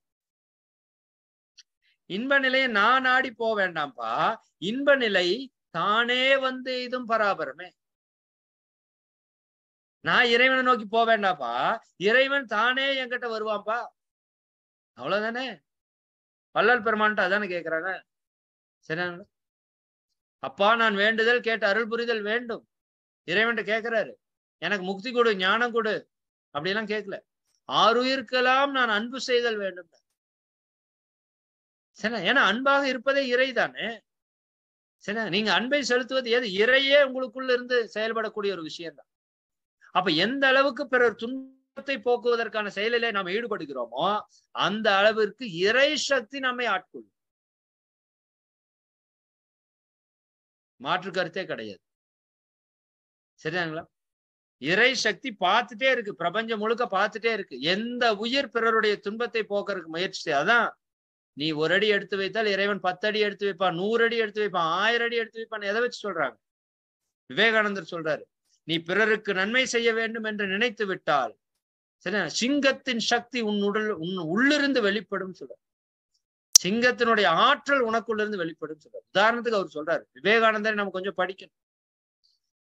நான் முதல்ல இந்த சர்வீஸ் பத்தி அதிகமா பேசிட்டு இருந்தேன். இப்ப குறிப்பிட்ட காலங்களா கொஞ்ச நாள் பேசுறது இல்லை. ஏன்னா இங்க நாம இதை பத்தி பேசி நீங்க போய் இதுக்கு வர வச்சு சொல்லி ஏதாவது உங்களுக்கு டிஸ்டர்ப் ஆயிருமோன்னு பேசல. ஆனா இனி 2023 பேசிதான் ஆகணும். நாம இன்னும் அடுத்த நிறைய பணிகளுக்கு சென்றாகும். சரியாங்களா? ஏன்னா நம்முடைய பணிகள் இன்னும் நிறைய இருக்கு. இந்த உலக மாற்றத்திற்காக நல்லவர்கள் கொஞ்சம் தங்களுடைய சுகத்தை இழக்கத்தான் வேண்டும். வேற வழி கிடையாது. மகரிஷி இழந்தாங்கல்ல. சரியாங்களா? பல மகான்கள் தன்னோட செல்ஃபை விட்டுட்டு தானே வந்து நம்மளுக்காக பண்ணாங்க. நாம மொத்தமா விட்டுட்டு வர வேண்டாம். கொஞ்சமாவது பண்ணணுமா வேண்டாமா? சரி, அதுவும் வேதாத்திரி மகரிஷியோட சீடரா இருந்துட்டு பண்ணல அப்படின்னா நம்ம அந்த பிராண்டுக்கே வந்து ஒரு சரியா இல்ல இல்லையா? மகரிஷியோட பிராண்ட்ல மிகப்பெரிய பிராண்ட் சர்வீஸுங்க. பெரிய பிராண்ட் சர்வீஸ். யாரும் அடிச்சுக்கவே முடியாது. அப்போ நம்ம எந்த அளவுக்கு நம்ம சர்வீஸ் பண்றோம், பிறருடைய துன்பத்தை போக்குறோம், ரொம்ப கவனம். எந்த விதமான எதிர்பார்ப்பும் இல்லாம. அது ரொம்ப ரொம்ப முக்கியம். இன்னைக்கு நம்ம நிறைய பேரு சர்வீஸ் பண்றோங்கிற பேர்ல தப்பு பண்ணிட்டு இருக்கோம். சரியானுங்களா? எந்த எதிர்பார்ப்பும் இருக்கக்கூடாது சர்வீஸ்ல. நிஷ்காமிய கர்மம்னு சொல்றாங்க. எந்த விதமான பற்றுதல் இல்லாம அந்த செயலை நம்ம செய்யணும். சரியானுங்களா? எனக்கு நான் இந்த சமுதாயத்திலே நிறைய விஷயத்தை பெற்றிருக்கிறேன். எனக்கு இந்த உடலை இந்த சமுதாயம் கொடுத்திருக்கு, உயிரை கொடுத்திருக்கு, அறிவை கொடுத்திருக்கு, மனதை கொடுத்திருக்கு, எல்லாவற்றையுமே கொடுத்திருக்குது. இன்னைக்கு வரைக்கும் கொடுத்து காத்து கொண்டே இருக்கிறது. அந்த சமுதாயத்துக்கு நான் ஏதாவது செய்யணும்னு நீங்க செஞ்சீங்கன்னா மிகப்பெரிய வெற்றி. மிகப்பெரிய வெற்றி. இன்னொரு சீக்ரெட் இந்த இடத்துல நான் சொல்றேன். இது சொல்லணும்னு எனக்கு இல்ல. ஆனா இருந்தாலும் நான் இந்த இடத்துல உங்களுக்கு ஓபன் பண்றேன். இது பெரிய சீக்ரெட் தான். சரிங்களா? எந்த ஒரு செயலையுமே உங்களுக்காக என்று செய்தால் இறை சக்தி உங்களிடம் வராது. எந்த செயலை செஞ்சாலும் சரி. எந்த ஒரு செயலையுமே பிறருக்கு என்று நீங்கள் செய்தால் உணர்வு பூர்வமாக, அதுக்குன்னு ஏமாத்திட்டு செய்யறது இல்ல. புரியுதா இல்லைங்களா? உணர்வு பூர்வமாக. என்னோட லைஃப்லயே நான் இந்த உதாரணத்தை சொல்றேன். பெருமைக்குன்னு சொல்லல. மக்களுக்கு இது போய் சேரணும்னு நான் என்னைக்கு நினைச்சனோ அன்னைக்குல இருந்து என்னோட வாழ்க்கையில ஏற்றங்கள் தான். சில மாற்றங்கள் வந்தது, ஏற்றம் தான் அது கொடுத்ததே தவிர இறங்கி எந்த இடத்துலயுமே நான் போகல. புரியுதா இல்லைங்களா? நீங்களும் அப்படிதான் இருக்கிறீங்க. உதாரணத்துக்கு நான் சொல்றேன். ஏன்னா என்னோட லைஃப்லோட எக்ஸ்பீரியன்ஸ் நான் சொல்லணும்ல. எந்த இடத்துலயுமே நான் கஷ்டப்படல. மக்களுக்கு இந்த தத்துவத்தை கொண்டு போய் சேர்த்தணும். அது ஒன்னே ஒண்ணுதான் நோக்கம். உலகம் முழுக்க கொண்டு போய் சேர்த்தணும். சரிங்களா? இந்த தாட்டு தான் நம்ம கிட்ட இருந்து அந்த ப்ராசஸை ஏற்படுத்திட்டு இருக்கு. இன்னைக்கு இத்தனாயிரம் மக்களோட தொடர்பு. புரியுதாங்களா? இவ்வளவு பேருடைய வாழ்த்து எல்லாம் எப்படி கிடைக்குது அப்படின்னா நம்மளுடைய நோக்கம் பிறருக்காக இருக்க வேண்டும். நீங்க என்ன வேணா செய்யுங்க, என்ன வேணா செய்யுங்க. அது பிறருக்காக என்று அந்த நோக்கத்தை நீங்கள் தெளிவாக வைத்துக் கொண்டு செய்தீர்களானால் அதற்கு இறையாற்றல் பயங்கரமான சப்போர்ட் பண்ணும். கொஞ்சம் நஞ்ச சப்போர்ட் இல்லைங்க. சரிங்களா? இல்லாட்டி திருப்பூர்ல ஏதோ ஒரு மூலையில ஏதோ ஒரு ஓரத்துல ஒரு கம்பெனியில உட்காந்துருந்த ஒரு ஆளை கூட்டிட்டு வந்து இங்க உங்களுக்கு முன்னாடி இவ்வளவு தூரம் பேசி எத்தனை மக்களோட அன்பு. இந்த சென்னை ப்ரோக்ராம் எல்லாம் பாத்தீங்கன்னா சான்ஸே இல்லைங்க. ஒவ்வொருத்தங்களை பார்த்தாலே எனக்கு கண்ணில் தண்ணி வருது. ஏன்னா அந்த அன்பினுடைய வெளிப்பாடு, அன்பு எப்படி இருக்குன்னு நீங்க வந்து அது அந்த அந்த இதை ஃபீல் பண்ணாதான் நமக்கு தெரியலையா? சரி, ஒவ்வொருத்தரும் அப்படி ஒரு அன்பை வெளிப்படுத்துறாங்க. அந்த அந்த அந்த உடல்ல இருந்து மொத்த அன்பு அப்படியே பிரவாகமா வெளி வருது. சரிங்களா? அது எப்படியே ஒரு கடவுளையே பார்த்த மாதிரி எனக்கு நிறைய பேரோட ஃபீல் அப்படி இருந்தது. புரியுதா இல்லைங்களா? அப்ப இத்தனை பேருடைய அன்பு, ஆசி, எத்தனை பேர் போன் பண்ணி எவ்வளவு விஷ் பண்றாங்க. நீங்க நல்லா பண்ணணும், அது பண்ணணும், இது பண்ணணும். இதுக்கெல்லாம் என்ன காரணம்? சரிங்களா? ஒரே காரணம் தான். குருவோட கனவை நாம நிறைவேற்றணும்னு நினைச்ச பாருங்க, அதுதான் இறையாற்றலும் குருவாற்றலும் நம்மளுக்குள்ள இருந்து வேலை செய்யுது. சரிங்களா? அப்ப அந்த நோக்கம் வெரி கிளாரிட்டியா வைங்க. நீங்க என்ன வேலை வேணா செய்யுங்க. உங்களுக்கு இது வரைக்கும் தடையா இருக்கிற எல்லா வேலையும் எடுத்துக்கோங்க. எனக்காக என்று நீங்கள் எதையும் செய்யாதீர்கள். நான் அடிக்கடி இந்த லவ்வுக்கு ஒரு உதாரணம் சொல்லுவேன். இந்த பொண்ணை கல்யாணம் பண்ணிட்டா நான் நல்லா இருப்பேன்னு நினைச்சா அதுக்கு பேரு சுயநலம். இந்த பொண்ணை கல்யாணம் பண்ணிட்டா இந்த பொண்ணு நல்லா இருப்பான்னு நினைச்சா அதுக்கு பேர் அன்பு அப்படின்னு பேரு. உங்களுக்கு புரியும்னு நினைக்கிறேன். பல இடங்களை நான் சொல்லி. சரிங்களா? சரிங்களா? இவரை கல்யாணம் பண்ணிட்டா நான் சந்தோஷமா இருப்பேன் அப்படின்னு நினைச்சா உங்க லைஃப்ல நீங்க சந்தோஷமாவே இருக்க முடியாது. சரியானுங்களா? இவரை கல்யாணம் பண்ணிட்டா இவரை நான் சந்தோஷமா வச்சுக்குவேன்னு நீங்க சொன்னீங்கன்னு வச்சுக்கோங்க, உங்க லைஃப் வெரி வெரி ஹாப்பியா இருக்கும். Very very happy. சரி, அப்ப நோக்கம் வந்து ரொம்ப தெளிவா இருக்கணும். பிறருக்காக நாம எதையெல்லாம் செய்யறோமோ அதெல்லாம் நம்ம லைஃப்ல மிகப்பெரிய வெற்றியை, பிரபஞ்ச சக்தி மட்டும் இல்ல, இறை சக்தியே உங்களுக்குள்ள வந்து நின்று வேலை செய்யறத நான் என்னோட லைஃப்ல கண்ணோட்டத்துல பாக்குறேன். இன்னும் பலரோட லைஃப் கண்ணோட்டத்துல நான் பார்த்துட்டு தான் இருக்கேன். நிச்சயமா நடக்கும். அப்ப நம்மால முடிந்த வரைக்கும் என்ன செய்யணும்? தொண்டாற்றி இன்பம் காண்போம். சரிதானுங்களா? அந்த எவ்வளவு தூரம் பிறருடைய துன்பத்தை போக்குறதுக்கு முயற்சி பண்ணிட்டே இருக்கணும். அதனாலதான் அடிப்பேன். இன்னைக்கு பொருள் எவ்வளவு சேர்த்தன்னு கேட்ட நீங்க, இன்னைக்கு அருள் எவ்வளவு சேர்த்தன்னு கேட்டிருக்கீங்களா? சரிதானுங்களா? புரியுதா இல்லைங்களா? இன்னைக்கு பொருள் எவ்வளவு சேர்த்தோன்னு பார்த்த நாம, இந்த மாசம் பொருள் எவ்வளவு சேர்த்தன்னு பார்த்த நாம, இந்த வருஷம் நம்மளோட பொருளாதாரம் எவ்வளவு இருக்கு, அடுத்த வருஷம் எவ்வளவு இம்ப்ரூவ் பண்ணணும்னு யோசிக்கிற நாம, அருளை சேர்ப்பதற்கு ஏதாவது முயற்சி எடுத்திருக்கிறோமா அப்படிங்கிறது நீங்க உங்களுக்குள்ளான ஒரு கேள்வியாக வைத்து. சரிங்களா? அப்ப பிறருடைய துன்பத்தை போக்குறதுக்கு நம்ம எந்த அளவுக்கு முயற்சி செய்யறோமோ, சரிங்களா, அது நீங்க எப்படி வேணா செய்யலாம். எண்ணத்தாலேயே செய்யலாம். சரிங்களா? எண்ணத்தாலேயே செய்யலாம், சொற்களால செய்யலாம், செயல்களால செய்யலாம், உடலால செய்யலாம், மனதால செய்யலாம், முடிஞ்சா பொருளால செய்யலாம். பொருளால மட்டும் செய்தால்தான் சேவை என்று நான் சொல்லல. சரிங்களா? சரி, இந்த 2 கருத்தும் உங்களுக்கு ரொம்ப நாளா பழக்கப்பட்ட ஒரு விஷயம். தியானத்துல நீங்க தூய்மை ஆக ஆக ஆக ஆக, தற்சோதனையில் நம் மனதை தூய்மைப்படுத்த படுத்த படுத்த இறை சக்தி இறங்கும். இங்க சுத்தமா இருந்தா அங்க இறங்கும். புரியுதுங்களா? சுத்தப்படுத்துற பயிற்சிகள். 2வது, இறைவனுடைய செயலை நான் செய்யும் போது இறை சக்தி எனக்கு சப்போர்ட் பண்ணும். இறைவனுடைய செயல் என்ன? பிறர் துன்பத்தை போக்குற செயல் நம்ம வேலை கிடையாது. இறைவனோட வேலை. இறைவனோட வேலை. சரிங்களா? அந்த வேலையை நீங்க எடுத்து செஞ்சீங்கன்னா இறைவனுக்கு எப்படி சந்தோஷமா இருக்கும்? எப்படி சந்தோஷமா இருக்கும்? சரிங்களா? ஒரு அப்பா ஒரு செயல் செய்யணும்னு நினைக்கிறாரு, பையன் போய் அந்த செயலை செய்யறான், அப்பாவுக்கு எப்படி சந்தோஷமா இருக்கும்? யோசிச்சு பாருங்களேன். சரிங்களா? அவ்வளவு ஹாப்பியா இருக்கும். அப்பா பயங்கரமா சப்போர்ட் பண்றதுக்கு ஆரம்பிச்சிருவாரு. டேய் செய்டா, சூப்பரா செய்டா, நல்லா செய்டா, இப்படி செய்டா, அப்படி செய்டா. புரியுதா இல்லைங்களா? அப்ப நீங்க பிறருடைய துன்பத்தை போக்கணுங்கிற ஒரே நோக்கத்தை மட்டும் வச்சுக்கோங்க. என்ன வேணா வேலை வச்சுக்கோங்க. புரியுதா? எந்த வேலை மூலமாவும், புரியுதா இல்லைங்களா? இப்ப நீங்க ஒரு சயின்டிஸ்டே ஆகணும் அப்படின்னாலும், நான் சயின்டிஸ்ட் ஆகணும்னு கேட்காதீங்க. இந்த உலக மக்களுடைய துன்பத்தை போக்குவதற்காக நான் சயின்டிஸ்ட் ஆகணும்னு கேளுங்க. அண்டர்ஸ்டாண்டா? கேள்வி கேட்கறது ஒண்ணுதான். கேட்கிற நிலைப்பாடு, உணர்வுப்பாடு வேற. புரியுதா இல்லைங்களா? நான் யோகா மாஸ்டர் ஆகணும், நான் பெரிய யோகா மாஸ்டர் ஆகணும், அப்படி இல்லை. உலக மக்களுடைய துன்பத்தை எல்லாம் போக்குவதற்காக நான் ஒரு யோகா மாஸ்டர் ஆகணும். நான் நல்லா பேசணும், நான் நல்லா பேசணும். பிறருடைய துன்பத்தை போக்குவதற்காக இந்த குரல் பயன்பட வேண்டும். இறைவா, சரிங்க? அப்படி நீங்க கேட்டு பாருங்க. உண்மையாலுமே உங்க வாழ்க்கையில மிக பெரிய மாற்றங்கள் நடக்கும். சரி, அற்புதங்களை நீங்க பார்க்கலாம். நான் பார்த்துட்டே இருக்கிறேன், அதை உங்கள்கிட்ட ஷேர் பண்ணேன். சரி, 3வது விஷயம், மெயின் விஷயம் நான் வந்துடுறேன். இன்னும் கரெக்டா 5 நிமிஷம் இருக்கு. ஓகே, மெயின் விஷயம் அதுதான். சரிங்களா? இது புரியாததுனாலதான் நம்ம நிறைய சிக்கல்களுக்குள்ள மாட்டிக்கிறோம். சரிங்களா? இப்போ இறை சக்தி நம்மை வந்து ஆட்கொள்ளும்.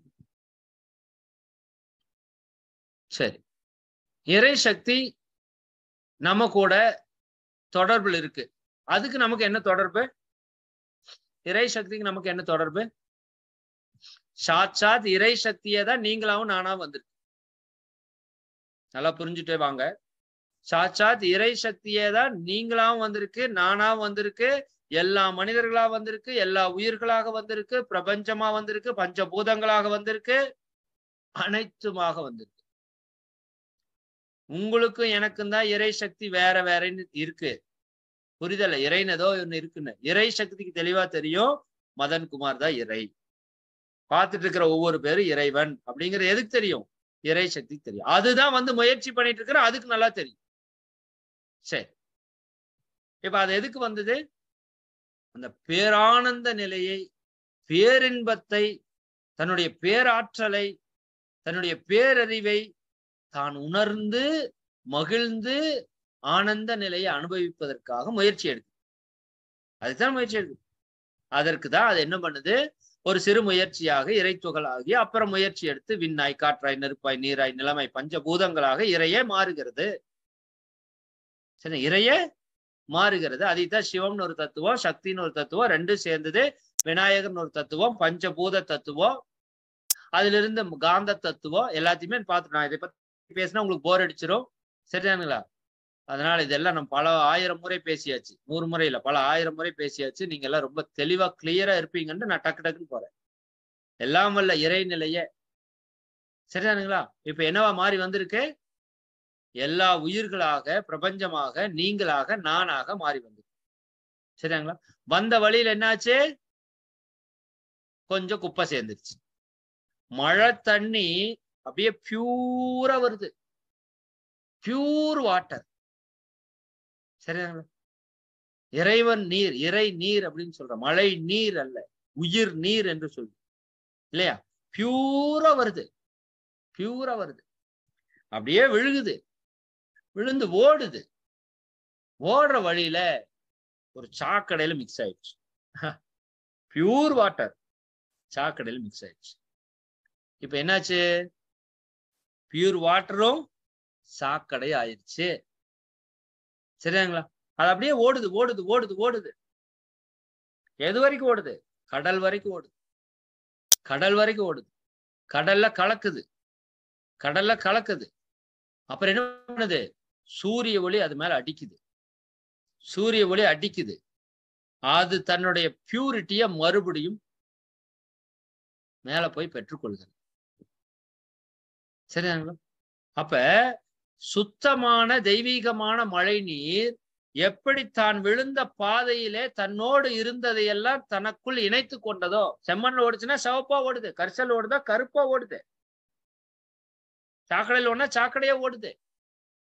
ஆனால் இறுதியிலே எங்க கலக்கிறது? கடலிலே கலக்கிறது. சரிங்களா? கடலாலும் சூரியனாலும் தூய்மை செய்யப்பட்டு மீண்டும் தூய நீராக, மழை நீராக அது மாற்றப்படும். இதுதான் வாழ்க்கையோட ஓட்டம். இப்ப இறைநிலையிலிருந்து தூய்மையா வந்த நாம வந்த வழியில விலங்கன பதிவுகளாலே பல்வேறு விதமான பாவப்பதிவுகளை பெருக்கி கொண்டோம் இல்லைங்களா? அப்ப அந்த பாவப்பதிவை நாம் கழிக்கிற ப்ராசஸ் பண்றோம் இல்லையா? இயற்கை நமக்கு என்ன பண்ணுதுங்க? இறை சக்தி, பிரபஞ்ச சக்தி நமக்கு என்ன பண்ணிட்டு இருக்கு? ஒவ்வொரு க்ஷணமும் நான் என்னுடைய கர்ம வினைகளை கழித்து கொண்டு இறை உணர்வை பெறுவதற்கான தீவிர முயற்சியை இப்பிரபஞ்சமும் இறை சக்தியும் மேற்கொண்டிருக்க. விதைத்தவன் உறங்கினாலும் விதைகள் உறங்குவதில்லை.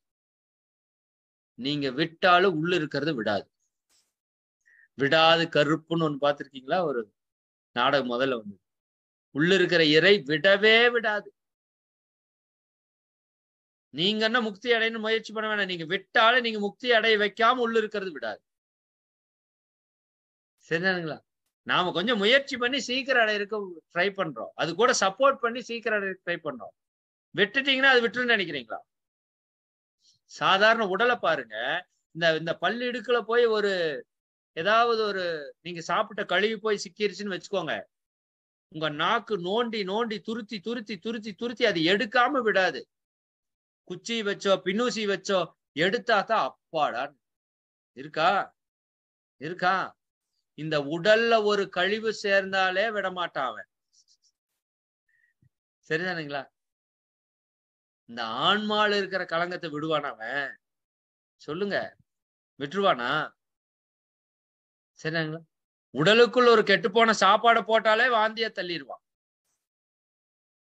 உடலுக்குள்ள சிறு குருமிகள் உள்ள போச்சு அப்படின்னாலே தும்மலா தள்ளிடுவான், சளியா வெளியே தள்ளிடுவான், இல்ல வாந்தியா தள்ளுவான், பேதியா தள்ளுவான், காய்ச்சலா எரிச்சு தள்ளுவான், விடமாட்டான். ஏன்னா அவங்ககிட்ட இருக்கிறது பேரறிவு, நம்ம கிட்ட இருக்கிற சிற்றறிவு. சரி, அந்த பேரறிவுல தான் இந்த உடலை அவன் நடத்திட்டு இருக்கான். இந்த உடல்ல ஒரு களங்கம் வந்தாலே விடமாட்டானே, ஆன்மால இருக்கிற களங்கத்தை விட்டுருவானா அவன்? ஒவ்வொரு க்ஷணமும் களங்கத்தை சுத்தம் பண்றதுக்கான பணிகள் நடந்துட்டே இருக்கு. நமக்கு புரியல, நமக்கு புரியல. சரியாங்களா? சரி, இந்த கர்மாவை கழிக்கிறது யாரோட ப்ராசஸ்? இறைவனோட ப்ராசஸ். ஏன்னா இறைவன் தான் நீங்களும் நானா வந்திருக்கான்.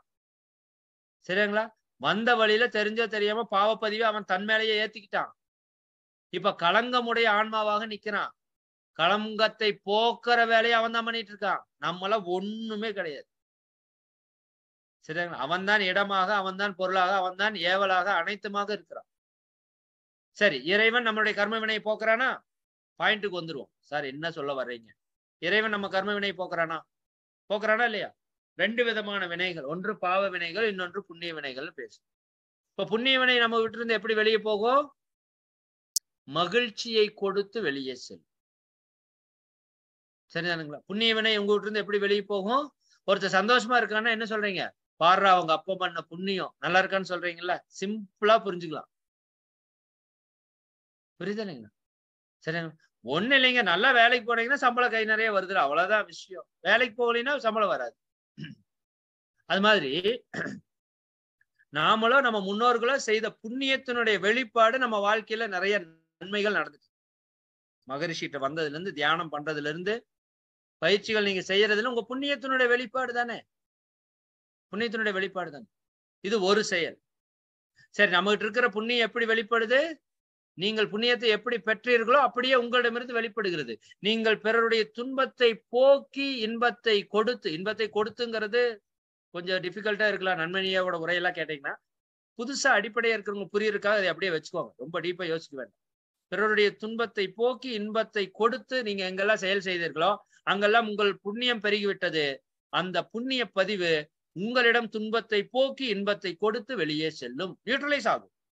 நியூட்ரலைஸ் ஆகும். இன்னொரு பதிவு இருக்குல்ல, என்ன பதிவு? பிறருக்கு துன்பத்தை கொடுத்த ஒரு பதிவு இருக்குல்ல. ஒரே நிமிஷம், மன்னிக்கணும்.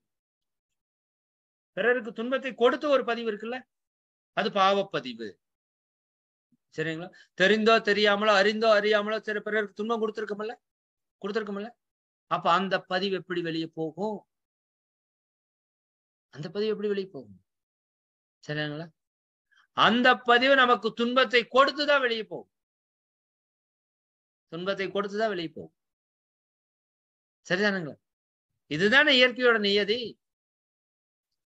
இன்பத்தை கொடுத்து ஒரு பதிவை பெற்றால் இன்பத்தை கொடுத்து பதிவு வெளியே போகும். துன்பத்தை கொடுத்து ஒரு பதிவை பெற்றால் துன்பத்தை கொடுத்து பதிவு வெளியே போகும். பதிவு வெளியே போகும். நன்மணி ஐயா கூட அழகா அந்த உதாரணம் சொல்லுவாங்க. சென்னை வகுப்புல கூட சொன்னாங்க. சரிதானுங்களா? உனக்கு ஏயா துன்பம் வருது அப்படின்னா, நீ அந்த கர்ம வினை உள்ள ரெக்கார்ட் ஆயிருக்கு. அப்ப அந்த கர்ம வினை எல்லாத்தையும் பார்த்து கூப்பிடுது. வா வா வா வா வா வா, எனக்கு துன்பம் கொடு துன்பம் கொடு துன்பம் கொடுன்னு கேக்குது. நீங்க கேட்கல, உங்க கர்ம வினை கேக்குது. சரிதானுங்களா?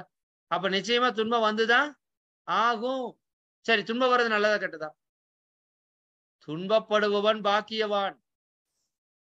துன்பப்படுபவன் பாக்கியவான். ஏன்? கர்ம வினை கழிஞ்சிட்டு இருக்க. கர்ம வினை கழிஞ்சிட்டு இருக்க. எதுக்கு வந்திருக்கீங்க? கர்ம வினையை கழிப்பதற்கு. சரிதானுங்களா? அப்ப நம்ம லைஃப்ல துன்பம் வருதுன்னா என்ன அர்த்தம்? கர்ம வினை கழிந்து கொண்டு இருக்கிறது. நான் அடிக்கடி டாக்டர் ஊசி போடுறது சொல்றேன்ல. சரிதானுங்களா? டாக்டர் கொண்டு போய் காசு கொடுத்து என்ன பண்ண சொல்றீங்க? குத்துங்க சார் ஒரு ஊசி. நாம போறது இல்ல, பொதுவா மக்கள் போறாங்கல்ல. டாக்டர் ஒரு ஊசி போதுங்கிறார். இவரு சார் 2 ஊசியா குத்துங்க சார், சீக்கிரம் சரியாகணும். ஐயோ, ஊசி எடுத்து குத்துறாரியா உன்னோட உடம்புல. சரி பரவாயில்ல, எதுக்கு? நோய் போகணுங்கிறதுக்காக. ஆக்சுவலா சரியான மெத்தட் இல்ல, உங்களுக்கு புரிதலுக்காக நான் சொல்றேன். கசப்பா மாத்திரை கொடுங்க சார். சரியாங்களா? கொஞ்சம் ஹெவி டோஸா கொடுங்க சார், சீக்கிரம் சரியான. கசப்பான மாத்திரையா சார்? கொடுங்க சார், நல்லாயிருன்னு எனக்கு தெரியும் சார். சரிதானே? புரியுதானே? அப்ப என்னுடைய துன்பம் அப்படிங்கிறது என்னன்னு முதல் புரிஞ்சுக்கோங்க.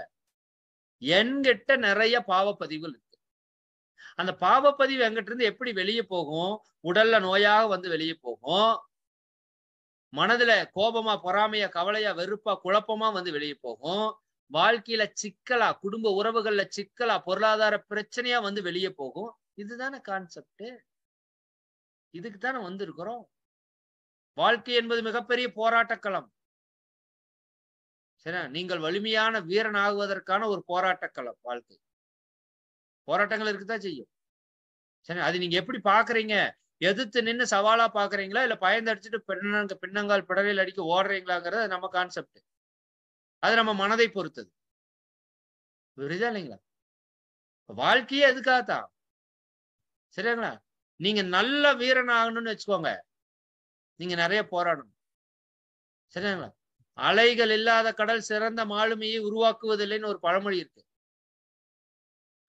அலைகள் இல்லாத கடல் சிறந்த மாலுமியை உருவாக்குவதில்லை. சீற்றம் கொண்ட கடல் சிறந்த மாலுமியை உருவாக்கும். பிரச்சனைகள் கொண்ட வாழ்க்கை உன்னை மிக அற்புதமாக பக்குவப்படுத்தும். சரிங்களா? இறைவன் எல்லாத்தையும் சோதிக்கிறது இல்ல. தன்னை யார் சீக்கிரம் அடையணும்னு நினைக்கிறானோ அவங்களதான் அதிகமா சோதிக்கிறான்னு சொல்றாங்க. இன்னும் நாமள வேற தீவிரமா வேற முயற்சி பண்றோம். இன்னொரு 10 ஜென்மத்துக்கு அப்புறம் நான் முக்தி அடையணும்னு உங்க லைஃப்ல இருக்குன்னா, நீங்க அப்படியெல்லாம் கிடையாது. இந்த ஜென்மத்திலேயே நான் அடைஞ்சே ஆகணும்னு முயற்சி பண்றோம். அப்ப அவன் என்ன பண்ணுவான்? 10 ஜென்ம கர்மாவையும் தூக்கி உள்ள போடுவான். சமாளி. சரிதானுங்களா? ஆனா அதற்கான சக்தியும் கொடுப்பான், நாம நம்பி அந்த வேலையை ப்ராப்பரா செஞ்சா. புரியுதா இல்லைங்களா? சரி, மீண்டும் மீண்டும் கான்செப்டுக்கு வரேன்ட்டு கான்செப்டை ஒட்டி ஒட்டி தான் போறேன், கான்செப்டுக்கு வரல. சரி, உங்களுக்கு ஒரு துன்பம் வருது. இப்போ நம்ம பொதுவா இறைவனுக்கு நம்ம என்ன சொல்லணும்னு நம்ம சொல்லிட்டு இருக்கோம்?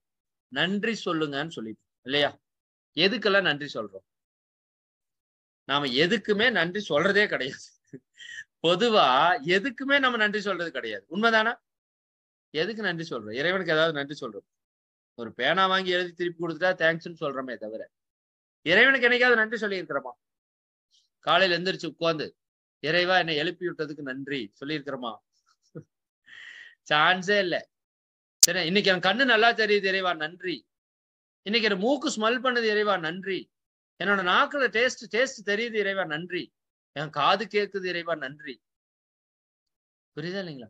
என் ஹார்ட் வேலை செய்து இறைவா நல்லாத்தான் வேலை செய்து இறைவா நன்றி. என் லங்ஸ் வேலை செய்து இறைவா, என்னோட ஸ்டொமக் நல்லா வேலை செய்யுது, என்னோட உடம்பு நல்லா இருக்கு சொல்றமா? பல்லு அரைக்குதுல யாராவது நன்றி சொல்றமா? பொக்கவாய்க்கு தான் தெரியும் பல்லோட வேல்யூ. சரிங்களா? கண்ணு போனவனுக்கு தெரியும் கண்ணோட வேல்யூ. அப்போ இருக்கிறதுனோட வேல்யூவே தெரியல, அப்ப நன்றியே நம்ம சொல்றது இல்ல. நன்றி சொல்லணுமா வேண்டாமா? சரி, உங்களுக்கு அற்புதமான ஒரு பரிசு ஒருத்தர் கொடுத்திருக்காரு, வாங்கிட்டீங்க, யூஸ் பண்றீங்க, தேங்க் பண்ணணுமா கூடாதா? தேங்க் பண்ணணுமா வேண்டாமா? தேங்க் பண்ணணுங்கிறதே நமக்கு தெரியாம போச்சு. அதான் நம்ம லைஃப்ல இருக்கிற பெரிய டிஃபிகல்ட். சரிங்களா? இப்ப ஃபர்ஸ்ட் விஷயம், நமக்கு கிடைச்ச நல்லதுக்கு ஒரு நன்றி சொல்லணும். இது ஃபர்ஸ்ட் இறைவனை உங்களை நோக்கி இழுக்கிறதுக்கான முதல் விஷயம். நீங்க முதல் கிடைச்சதுக்கெல்லாம் நன்றி சொல்லுங்க. அப்ப இறைவன் உங்களை பார்ப்பான். இத்தனை கோடி பேர் இருக்கான், நான் இத்தனை பஞ்சபூதத்தையும் பிரபஞ்சத்தையும் இந்த அற்புதமான புவி கோலத்தையும் இவ்வளவு உயிர்களையும் படைச்சு இவனுக்கும் இத்தனையும் கொடுத்து இத்தனையும் சந்தோஷமா வச்சு அனுபவிடான்னு சொல்லியிருக்கிறனே, ஒரு பையன் நன்றி சொல்றானா? ஒரு பையன் நன்றி சொல்றானா? மாறா திட்டுறான். சரிதானுங்களா? மாறா என்ன சொல்றான்? எனக்கு இதை கொடுக்கல, அதை கொடுக்கல, இப்படி பண்ணல, அப்படி பண்ணல, அவனுக்கு எதை கொடுத்துட்டேன், இவனுக்கு எதை கொடுத்துட்டேன்னு திட்டுறானே. நன்றி கெட்ட ஜென்மத்துக்கு போய் இத்தனை கொடுத்துட்டமே யோசிப்பானா மாட்டான்? யோசிப்பான மாட்டான். சரிதாங்களா? அப்போ இறைவன் உங்களை நோக்கி வரணும்னா ஃபர்ஸ்ட் ஸ்டெப் என்னங்க? நீங்க நன்றின்னு ஒரு தாட் அனுப்புனீங்கன்னா அது இறை சக்தியில போய் மோதி அப்படியே இறைவன் அப்படியே திரும்பி பார்ப்பான். ஓ, ஒருத்த இருக்கா, சரிதானே? அவன் ரெடி ஆயிட்டான். எதுக்குங்க?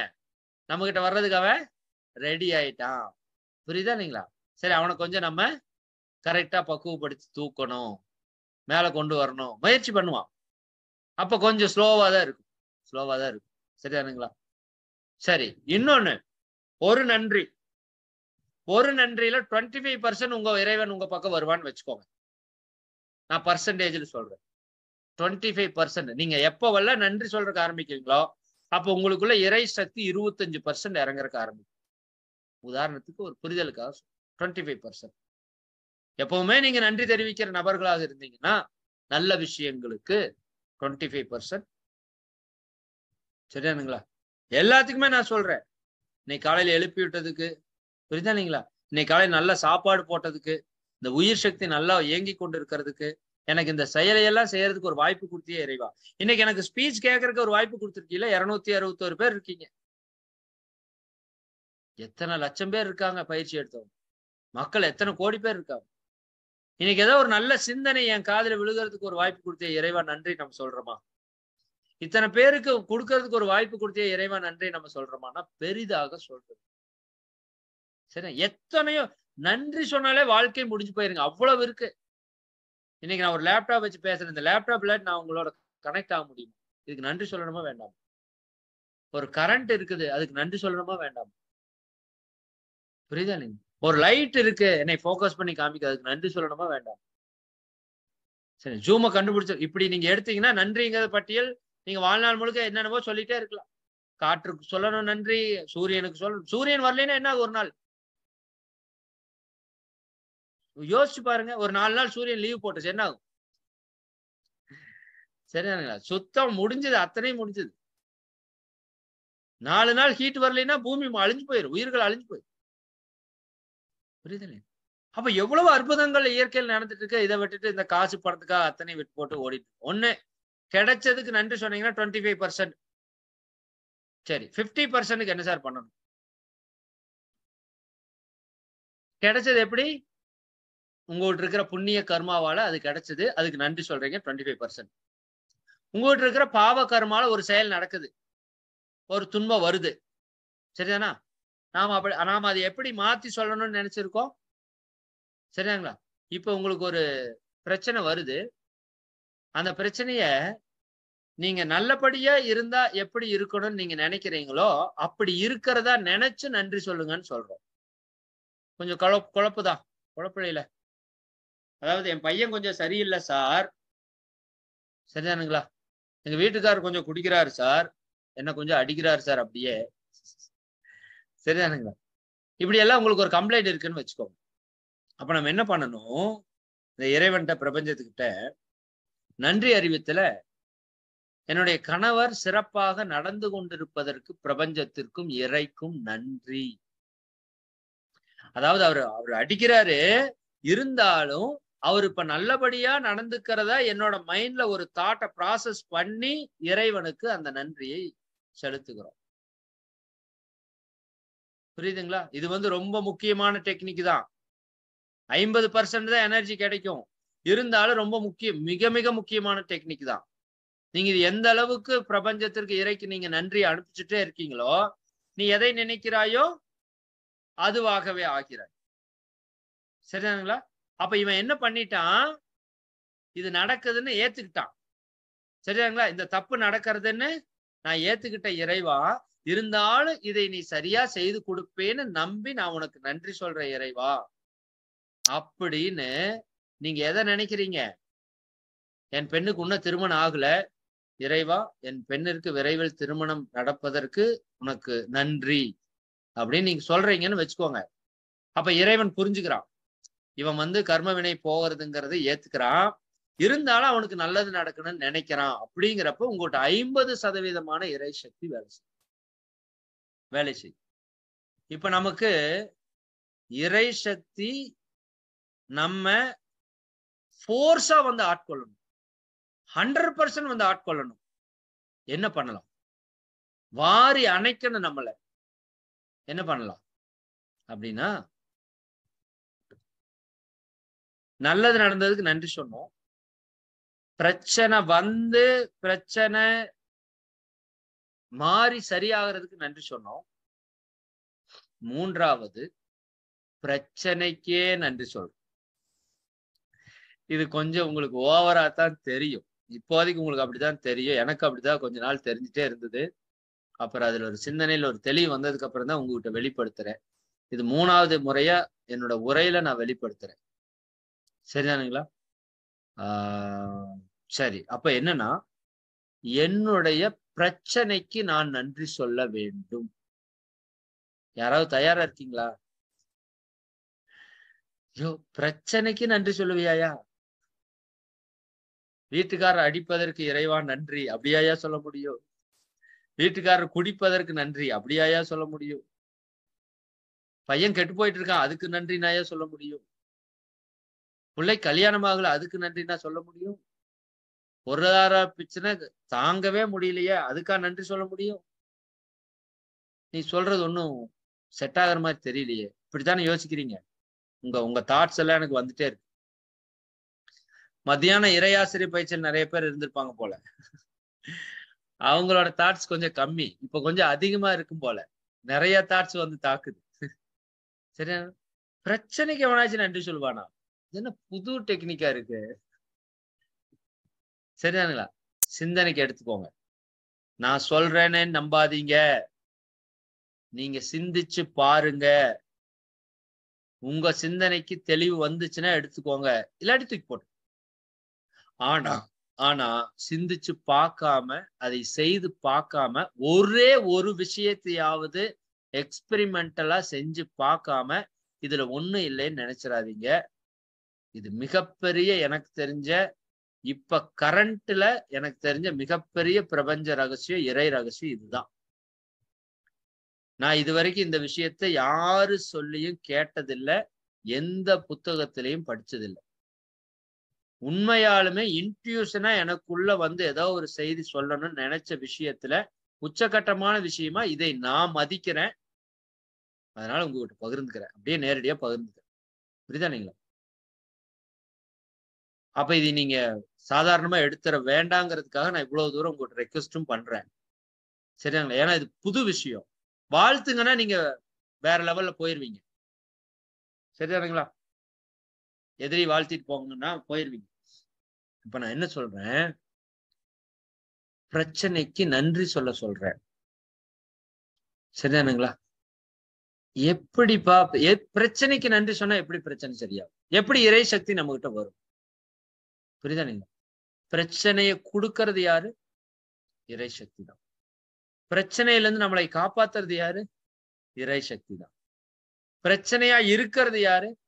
இறை சக்தி தான். ஏன்னா இறைவனை தவிர வேற ஒண்ணுமே இல்லை, வேற ஒண்ணுமே இல்லை. புரியுதானுங்களா? பிரச்சனையை கொடுக்கறது, பிரச்சனையா இருக்கிறது, பிரச்சனையிலிருந்து காப்பாத்துறது எல்லாம் இறை சக்தி தான். இறை தவிர ஒண்ணுமே இல்லை. இறை அண்டர்ஸ்டாண்ட் ஆச்சுன்னா, இறை இறங்கிருச்சுன்னா முடிஞ்சது, அவ்வளவுதான் விஷயம். அப்ப அதுதான் நமக்கு நடக்கணும்.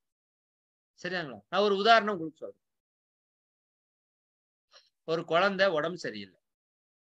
நான் முந்தா நேத்து சொன்ன அதே உதாரணத்தை திருப்பி ரிப்பீட் பண்றேன் உங்களுக்கு. நேத்து சொன்ன உதாரணத்தை. ஒரு குழந்தைக்கு உடம்பு சரியில்லை. உடம்பு சரியில்லை, உடல்ல மிகப்பெரிய தொற்று, ஏதோ ஒரு பெரிய பாதிப்பு இருக்கு. சரியானுங்களா? சரிங்களா? நம்ம கர்ம வினைன்னு வச்சுக்கோங்களேன், அந்த வினையினுடைய பாதிப்பு இருக்கு. இப்ப அந்த குழந்தைக்கு ஒரு கஷாயம் கொடுக்குறாங்க. ஒரு கஷாயம் கொடுக்குறாங்க. கஷாயம்னாலே நமக்கு வாய் எப்படி போகுது, மூக்கு மூஞ்சி எல்லாம் எப்படி போகுது இல்லையா? ஒரு கஷாயம் கொடுக்குறாங்க. அப்படியே கொமட்டுது, வாமிட்டா வருது, அருவருப்பா இருக்குது, கஷ்டமா இருக்கு. ஒரு சொட்டு கூட உள்ள போமா நீ தொண்டைக்குள்ள, புனல் வச்சுதான் ஊத்த மாட்டேன். அப்படி ஒரு கசப்பு, அப்படி ஒரு கஷாயம் அது. புரியுதானுங்களா? ஆனா அது குடிச்சாதான் அந்த குழந்தை உடம்பு நல்லாகும், அந்த நோய் போகும். சரியாங்களா? இப்ப அம்மா அந்த கஷாயத்தை எடுத்துட்டு வர்றாங்க. அந்த கஷாயத்தை எடுத்துட்டு வர்றாங்க. சரிங்களா? இங்க குழந்தை நிக்குது. இப்ப பொதுவா என்ன நடக்கும்? பொதுவா என்ன நடக்கும்? குழந்தை பிச்சுக்கிட்டு ஓடும். அம்மா முடிய புடிச்சு வாயை திறந்து சங்கடையிலையோ அல்லது ஏதோ ஒண்ணுல ஊத்தி உள்ள திணிக்கிறதுக்கு முயற்சி பண்ணுவாங்க. குழந்தை எகிரும், உதைக்கும். இதானே நடக்கும், இதானே வீட்டுல நடக்குது. புரியுதா இல்லைங்களா? உள்ள போறதுக்கு அது அலௌடு பண்ணாது. அந்த அம்மாவுக்கு எப்படி இருக்கும்? அந்த அம்மா எதுக்கு பண்ணுது? இந்த குழந்தையுடைய நோய் குணமாக வேண்டும் என்பதற்காக அந்த அம்மா செய்யுது. சரி, அந்த கஷாயத்தை அரைக்கிறப்ப அந்த அம்மாவுக்கு எப்படி இருக்கும்? ஒரு பக்கம் நோய் குணமாகுதுன்னு இருந்தாலும், ஒரு பக்கம் இவ்வளவு பெரிய கசப்பை என் குழந்தைக்கு கொடுக்கறனே, கஷ்டம் இருக்குமா இருக்காது? கஷ்டம் இருக்குமா இருக்காது? குழந்தை படுறதை விட 10 மடங்கு கஷ்டம் அந்த அம்மா படும். ஏன்னா அதுவே கையில அரைக்குது, அதுவே கையில அரைக்குது. எப்பவுமே துன்பம் நமக்கு வர்றதை விட நம்ம சார்ந்தவங்களுக்கு வருதுன்னு வச்சுக்கோங்க, இன்னும் நம்ம குழந்தைகளுக்கு வருதுன்னு வச்சுக்கோங்க, அதை நம்மளால ஆற்றுப்படுத்தவே முடியாது. இறைவன் சில கர்ம வினைகளை நம்ம கிட்ட கழிக்கிறதுக்காக குழந்தைகளுக்கு கூட பிரச்சனை கொடுத்துருவான். புரியுதானீங்க? அந்த மாதிரி இப்போ அந்த அம்மா இந்த குழந்தையாவது குடிக்கிறப்ப மட்டும்தான் வலி. அந்த அம்மாவுக்கு எப்பவெல்லாம் வலி? அவர் கஷாயம் குடிக்கணும்னு சொன்னதுல இருந்து, அதுக்கு என்னென்ன போடணும்னு சொன்னதுல இருந்து, அதை தன் கையாலேயே அரைக்கிறதுல இருந்து, அதை அந்த குழந்தை வாயில திணிக்கிறதுல இருந்து நமக்கு அவ்வளவு ரணவேதனையா இருக்கு. ரணவேதனையா இருக்கு. புரியுதானீங்களா? அப்ப குழந்தை கஷாயத்தை குடிக்கிறதுக்கு குழந்தைக்கு மட்டும் கஷ்டம் இல்ல, அதை கொடுக்கிற அம்மாவுக்கும் பல மடங்கு கஷ்டம்னு உங்களுக்கு எப்ப புரியுதோ அன்னைக்கு ஞானம் வந்துடும். ஞானம் வந்துடும். சரிதானுங்களா? சுகீசிவம் ஐயா பேரண்ட்ஸ் பத்தி பேசுறப்ப சொல்லுவாரு, சரிதானுங்களா? ஒரு கல்லு சிலையா மாறணும்னா அடிக்கணும், உளிய வச்சு அடிக்கணும். புரியுதா இல்லைங்களா? அப்படி பேரண்ட்ஸ் அந்த குழந்தைகளை உளிய வச்சு அடிக்கிற மாதிரி தட்டு தட்டு தட்டு தட்டுன்னு தட்டுறாங்க. அந்த சிலை கேக்குது, ஏப்பா என்னை இந்த அடி அடிக்கிற, கம்முன்னு இருக்க மாட்டேயா, எவ்வளவு வலிக்குது தெரியுமா? சிலை கேக்குது. அந்த குழந்தை கேக்குது, எதுக்குப்பா என்ன போட்டு இத்தனை டார்ச்சர் பண்ற, கஷ்டமா இருக்குது. புரியுதானீங்களா? சரிதானா? ஆனா அந்த சிலை வடிவாய் வரணும் அப்படின்னா அடி வாங்கிதான் ஆகணும்.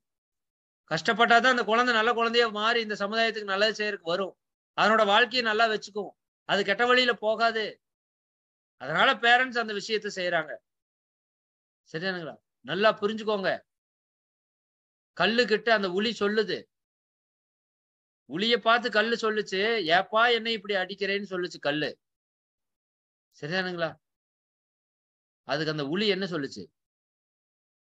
ஏப்பா நான் உன்னை அடிக்கிறேனே, உனக்கு மட்டும்தான் வலிக்குமா, எனக்கு வலிக்காதா? யோசிச்சு பாருங்க. கல்லுக்கு மட்டுமா வலிக்கும், உளிக்கு வலிக்காதா? தான் குழந்தை தப்பான வழியில போறாங்கிறது அவனுக்கு எவ்வளவு வலி இருக்குமோ அதை விட 1000 மடங்கு வலி பேரண்ட்ஸ்க்கு இருக்கும். ஒரு குழந்தைய திட்டுறப்ப சந்தோஷமா யாரும் திட்டுறது இல்ல, வலியோட வேதனையோட தான் நம்ம திட்டுறோம். சாதாரண மனுஷ பிறப்புக்கே தன் குழந்தை நல்லா இருக்கணும்னு எண்ணம் இருந்து தன்னை வருத்தி கொண்டு அந்த விஷயத்தை செய்யுது அப்படின்னா இறைவனுக்கு எப்படி இருக்கும்? எனக்கு ஒரு துன்பத்தை கொடுக்கணும்னா என்னை தோற்றுவித்த இறைவனுக்கு எவ்வளவு வலிக்கும்? யோசித்து பாருங்க. சரிதானுங்களா? ஒரு குயவன் ஒரு அழகான பானையை செய்யறான். சரிதானுங்களா? பானையை கீழே போட்டு உடைச்சிங்கன்னா அந்த குயவனுக்கு எப்படி வலிக்கும்? ஒரு சாம்பார், நல்ல சாம்பாரை வச்சு ஒருத்தவங்களுக்கு கொடுக்குறீங்க, சாம்பாரை உங்க சாம்பாரை வாங்கி குப்பையில ஊத்துனா உங்க நெஞ்சு எப்படி வலிக்கும்? நான் அடிக்கடி சொல்லுவேன், இவ்வளவு பயிற்சியை மிக அற்புதமா படைச்சு கொடுத்த மகரிஷி அவங்க கிட்ட பயிற்சியை வாங்கிட்டு பயிற்சியை செய்யாம விட்டா அவருக்கு எப்படி வலிக்கும்? எப்படி வலிக்கும்? புரியுதானீங்களா? தானே தன்னை உணர்வதற்கான உச்சகட்ட படைப்பாக நீங்களா நானாக வந்து உட்கார்ந்துட்டு பல கோடி ஆண்டுகளா இதற்காக ஏங்கி ஏங்கி இங்க வந்து உட்கார்ந்துட்டு கர்ம வினைகளை உள்ளேயே வச்சுக்கிட்டு, புரியுதா இல்லைங்களா? அந்த கர்ம வினையை போக்குனா என்னை உணர்ந்தரலான்னு எத்தனை ஏக்கத்தோட உள்ள இறை சக்தி இருக்கும் தெரியுமா? யோசித்து பாருங்க இதைய. 10 நாள் டூர் போயிட்டு வீட்டுக்கு வந்தா அம்மானு அப்பான்னு ரிலாக்ஸா உட்கார்றீங்களே, பல்லாயிரம் கோடி வருஷமா இந்த ஆன்மா டிராவல் பண்ணிட்டு இருக்கேன், எத்தனை ஏக்கத்தோட டிராவல் பண்ணிட்டு. சரிதானுங்க? அந்த இறை சக்தி எத்தனை கர்மா கழிக்கிறதுக்கு முயற்சி எடுத்து. சரிங்களா? அப்ப அது நமக்கு ஒரு துன்பத்தை கொடுத்து நம்ம கர்மாவை கழிக்கலான்னு பாக்குது. அம்மா அந்த கஷாயத்தை கொடுத்து அந்த குழந்தையை காப்பாத்தலான்னு பாக்குறாங்க. குழந்தைக்கு புரியல. நமக்கு பிரச்சனை வந்தா புரியுறது இல்லையா? அது மாதிரி குழந்தைக்கு புரியல. புரியுதுங்களா? இப்போ அந்த சிச்சுவேஷனை மாத்தி சொல்லிட்டு நான் நிறைவு பண்றேன். இப்ப அந்த குழந்தை எதுவும் பேசல. எங்க அம்மா, என்னோட அம்மா எனக்கு எது செஞ்சாலும் நல்லதைத்தான் செய்வோம். சரிதானுங்களா? எனக்கு எது செஞ்சாலும் நல்லதைத்தான் செய்வோம். அந்த அம்மா கொடுக்கறதுக்கே கஷ்டப்பட்டுட்டு கொடுக்குது, அந்த குழந்தை சந்தோஷமா அதை வாங்குதுன்னு வச்சுக்கோங்க. யோசித்து பாருங்க. நான் சொல்ற விஷயத்தை அப்படியே நீங்க மைண்ட்ல ஃபீல் பண்ணுங்க. குடிக்கவே முடியாத மிக கொடுமையான ஒரு கஷாயம், அந்த கஷாயம் கொடுமைன்னு அதுக்கு தெரியும். சரிங்களா? அது சந்தோஷமா அந்த டம்ளர் வாங்குதுன்னு வச்சுக்கோங்க. இப்பவே அந்த அம்மா கண்ணுல தண்ணி வந்து சரிதானுங்களா? இன்னும் அது எந்த விதமான எதிர்ப்பும் இல்லாம குடிக்குதுன்னு வச்சுக்கோங்க. 2வது ஸ்டெப். இது அந்த அம்மா பார்த்துட்டே இருக்கு. அந்த குழந்தை கஷ்டப்பட்டுதான் குடிக்குது, குடிக்க முடியல, கொமட்டுது, எது கழிக்குது, அருவருப்பா இருக்குது, அப்படியே குடிக்குது. சரிதானுங்களா? அப்படியே குடிக்குது. இந்த அம்மாவுக்கு எவ்வளவு கஷ்டமா இருக்கு தெரியுமா? ரொம்ப ரொம்ப கஷ்டமா இருக்கு.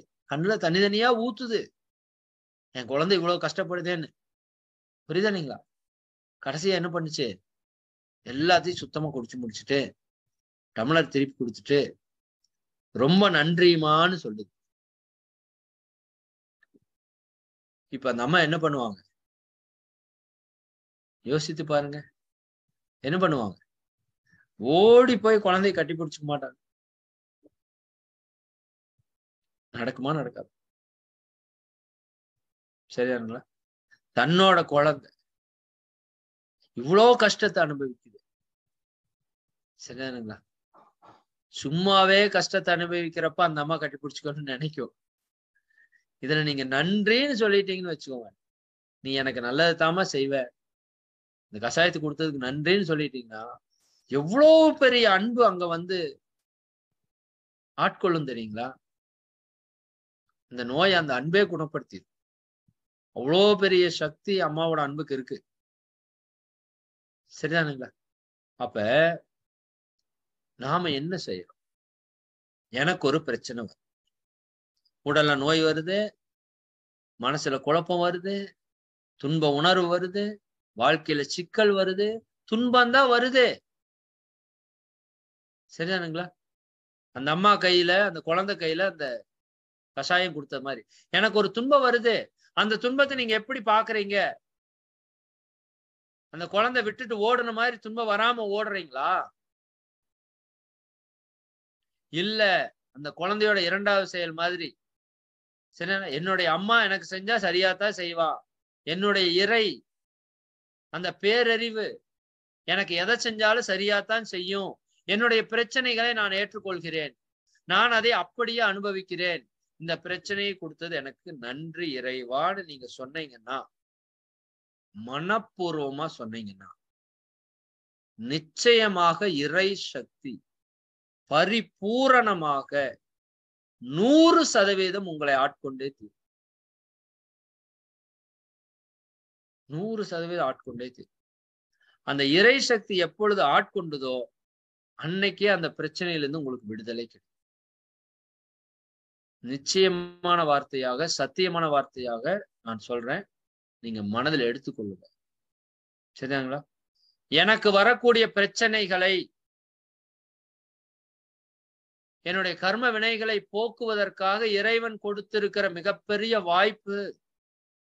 நான் துன்பப்படுவதை பார்த்து என் இறைவன் துன்பப்படுவதற்கு வாய்ப்பே கிடையாது. அவன் என்னை விட மிகுந்த கஷ்டத்தை பட்டுக்கொண்டுதான் எனக்கு இந்த துன்பத்தை கொடுக்கிறான். ஏனென்றால் நான் சரியாக வேண்டும். சரிங்களா? காய்ச்சலை கொடுக்கிறான்னா உள்ள இருக்கிற கிருமியெல்லாம் அழினுட்டு தானே கொடுக்கிறான். அப்ப காய்ச்சலை நன்றியுணர்வோடு ஏற்றுக்கொள்ளுங்கள்.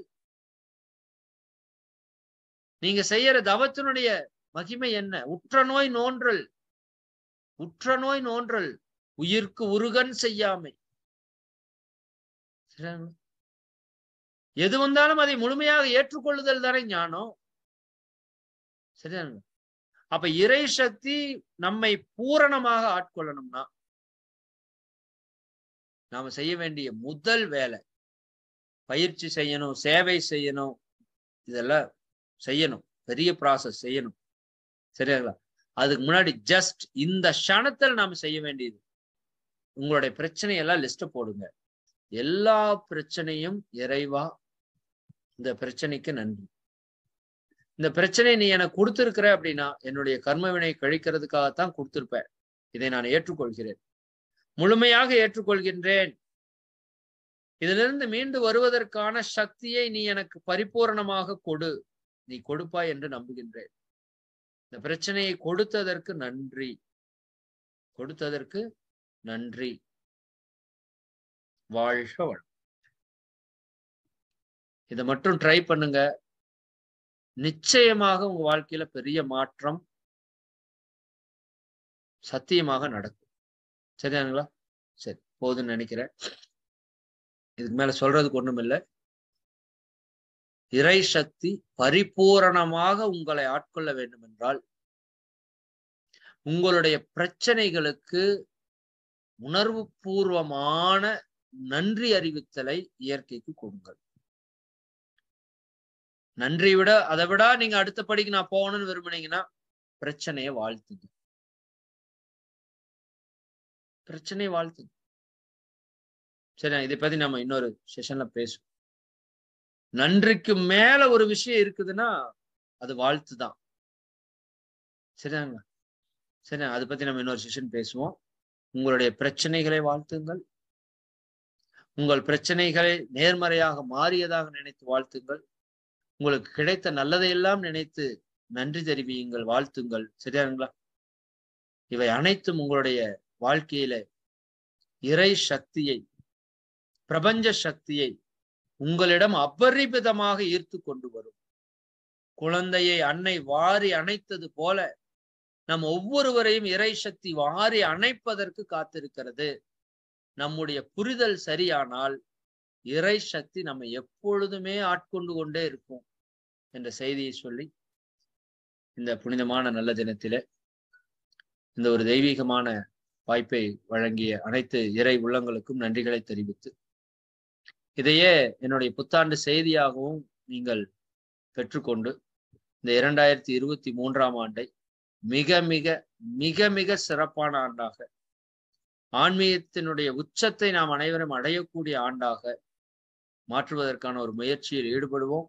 இறையர்களும் குருவரும் நமக்கு பரிபூர்ணமாக துணை நின்று வழிநடத்தும் என்று கூறி, எல்லாம் வல்ல அருட்பேராற்றல் கருணையினால் நீங்களும் உங்கள் அன்பு குடும்பமும் உடல் நலம், நீலாயுள், நிறை செல்வம், உயர் புகழ், மெய்ஞானம் ஓங்கி இறை உணர்வு, அற நெறி, கல்வி, தனம், தானியம், இளமை, வலிவு, துணிவு, நன்மக்கட்பேர், அறிவில் உயர்ந்தோர் நட்பு, அன்புடைமை, அகத்தவம், அழகு, புகழ், மனித மதிப்புணர்ந்து ஒழுகும் பண்பு, பொறையுடைமை எனும் பேறு 16 பெற்று பெருவாழ்வு வாழ்க.